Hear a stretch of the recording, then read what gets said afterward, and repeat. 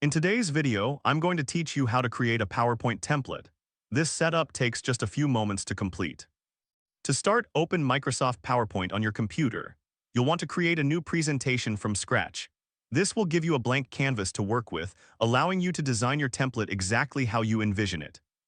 Once that's complete, it's time to add some content and design elements to your slide. Think about the overall theme or purpose of your template. You might include text boxes, images, or shapes that align with your intended use.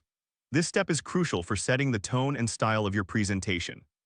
Next, you'll want to customize the layout, colors, and formatting. This is where you can really make the template your own. Adjust the slide layout to fit your content needs, choose a color scheme that reflects your brand or personal taste, and tweak the font styles to ensure readability and visual appeal. These changes will help your template stand out and be easily recognizable. With that out of the way, once you're satisfied with the design, it's important to save the presentation for future use.